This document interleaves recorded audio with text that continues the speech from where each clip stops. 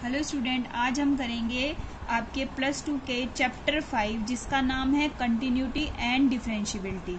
उसका हम थोड़ा सा बेसिक पढ़ेंगे। आप पहले तो हम पढ़ेंगे, देखो व्हाट इज कंटिन्यूटी। तो कंटिन्यूटी का क्या मतलब होता है? Without any break. जैसे आपने कंटिन्यूअस पढ़ा हुआ है ना, तो कंटिन्यूअस माने क्या होता था? लगातार।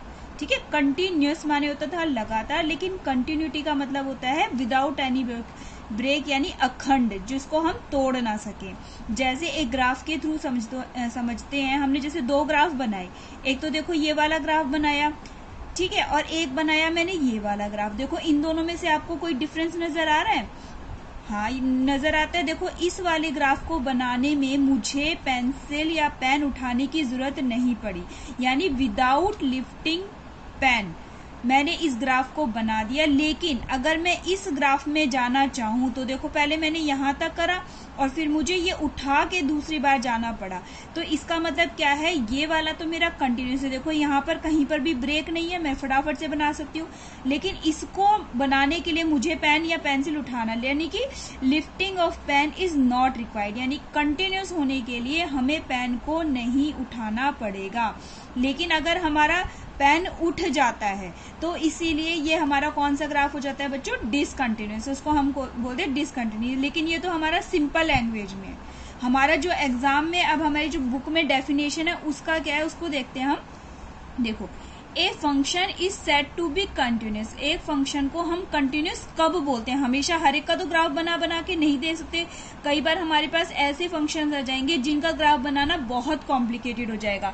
ये तो सिंपल ग्राफ थे, मैंने बना के बता दिया कि भाई हम पेन नहीं उठा सकते तो भाई ये कंटिन्यूस है, ये ग्राफ पेन उठा सकते हैं तो डिसकंटिन्यूस। लेकिन कई बार ऐसे ऐसे क्वेश्चन आ जाते हैं कि हम ग्राफ ड्रॉ नहीं कर सकते, तो उस केस में हम ये जो डेफिनेशन है इसका अप्लाई करेंगे कि हम फंक्शन को कंटिन्यूस कब कहते हैं किसी भी पॉइंट पर, कि अगर उसकी left hand limit is equal to right hand limit is equal to function on that point. यानी कि कोई भी पॉइंट पर फंक्शन कब कंटिन्यूस होता है कि अगर उसके लेफ्ट हैंड में जाओ, थोड़ा सा राइट हैंड में जाए या उस फंक्शन पर जाओ, तो सबकी वैल्यू अगर इक्वल आती है तब हम उस फंक्शन को कंटिन्यूस बोलते हैं।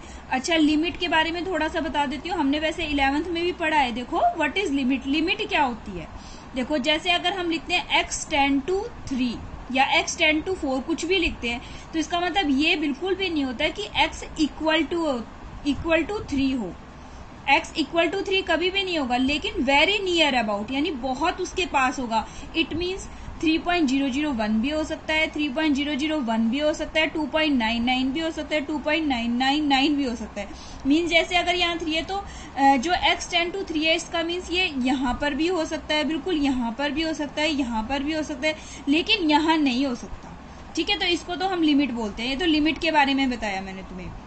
अब हम यहाँ देखेंगे कि अगर मुझे 3 पर चेक करना है तो इसके लेफ्ट में जाऊं, थोड़ा सा राइट में जाऊं या इस फंक्शन पे, तो ये तीनों ही कंडीशन मुझे सेटिस्फाई करनी ही पड़ेंगी। जैसे फॉर एग्जांपल ये वाला ग्राफ देखते हैं। जैसे अगर मैं एक फंक्शन है हमारा, ठीक है, अगर x की वैल्यू 0 नहीं है, देखो ये फंक्शन क्या दे रखा है कि अगर x की वैल्यू 0 नहीं है तब तो वो 1 है, और अगर x की वैल्यू 0 है तो वो 2 देता है वैल्यू हमें। इट मीन्स देखो, जैसे मैं एक ग्राफ बनाती हूँ, आपको पता है ये एक्स एक्सिस है और ये क्या है आपका वाई एक्सिस। ठीक है, अगर x की वैल्यू 0 नहीं है, x की वैल्यू 0 नहीं, यानी यहाँ पर होगा, यहाँ पर होगा, यहाँ, तो ये y की वैल्यू कितनी देता है आपको? 1 देगा। इधर जाओगे तो अभी ये 1 देगा, लेकिन ये 0 पर कितनी वैल्यू देता है? 2 पर देता है, 2 दे देता है, यानी यहाँ पर दे रहा है, समझ लो, यहाँ पर नहीं दे रहा। तो यहाँ पर ये जो हमारा फंक्शन का हमने जो ग्राफ बनाया ये ब्रेक हो गया, क्योंकि यहाँ पर तो ये 2 वैल्यू दे रहा है, इधर भी 1 दे रहा है, यहाँ पर भी 1 दे रहा है, लेकिन यहाँ बीच में से क्या हो गया? ये ब्रेक, क्योंकि 0 पर कितनी दे रहा है? 2।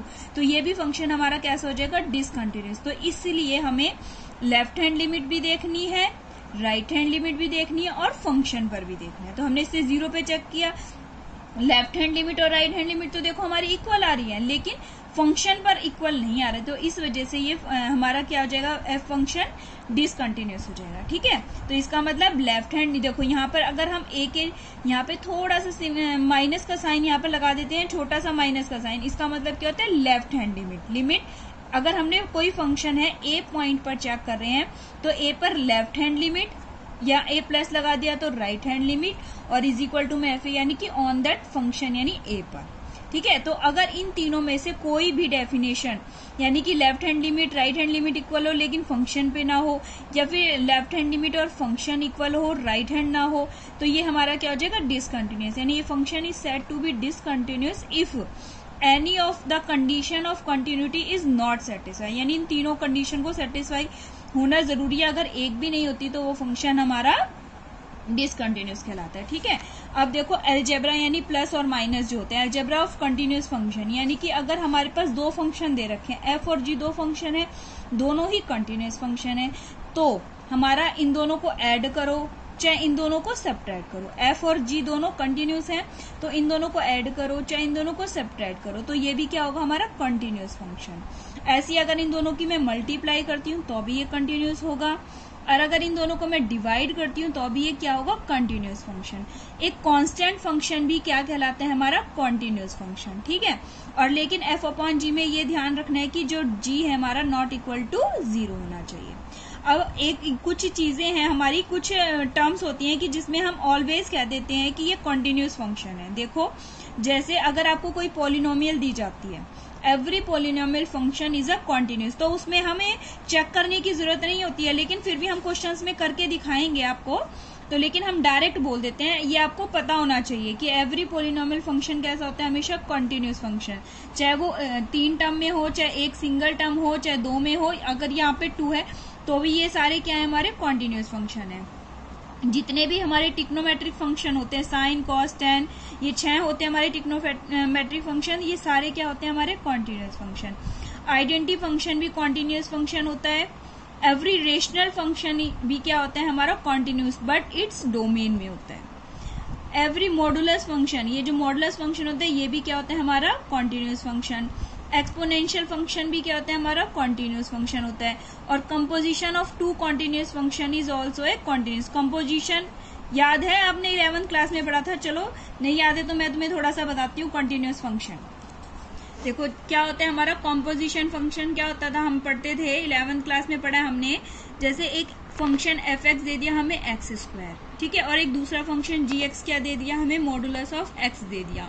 तो कंपोजिशन क्या होती है, एफ ऑफ जी, यानी फॉग और गॉफ बोलते थे हम लोग, तो फॉग यानी एफ ओ जी क्या होता है हमारा, सबसे पहले हम क्या लिखते हैं, एफ जी ऑफ एक्स। देखो एक्स स्क्वायर भी हमारा ये पॉलिनोमियल है, कॉन्टिन्यूस है।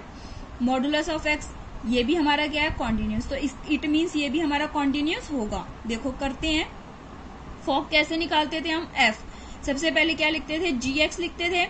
अब जी एक्स हमें कितना दे रखा है, मॉडुलस ऑफ एक्स दे रखा है, और ये एफ एक्स कितना दे रखा है, यानी एक्स पर क्या हो जाएगा, एक्स का स्क्वायर हो जाएगा। ठीक है, ऐसे हम गॉफ कैसे निकालते थे, गॉफ कैसे निकालते हैं, जी क्या हो जाता है, सबसे पहले एफ एक्स कितना दे रखा है हमें, एक्स स्क्वायर दे रखा है, और यहाँ पे एक्स स्क्वायर की जगह हम क्या लिख देंगे, मॉडुलस ऑफ एक्स का स्क्वायर। तो ये दोनों सेम हो जाते हैं, ऐसे हम फॉग और गॉफ निकालते थे, तो इसको हम क्या बोलते थे, कंपोजिशन। तो every composition is a continuous function. अच्छा, अब हम एक एग्जाम्पल देते हैं आपके डिसकंटिन्यूटी का।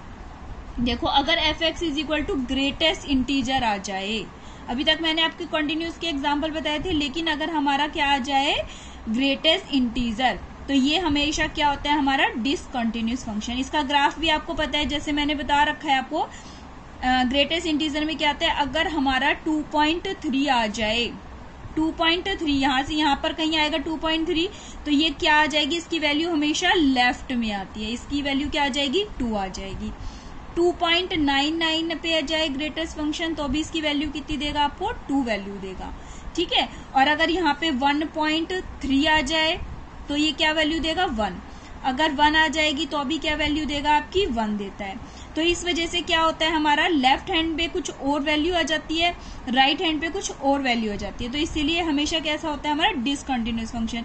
ऐसी अगर इसके अंदर माइनस का 1.3 लिखा हो, तो यहाँ पर आएगा माइनस का 1.3, तो ये कहाँ पे क्या वैल्यू देगा, आपकी माइनस का 2 देगा। तो ये हमारा क्या होता है, ग्रेटेस्ट इंटीजर हमेशा डिसकंटिन्यूअस फंक्शन होता है।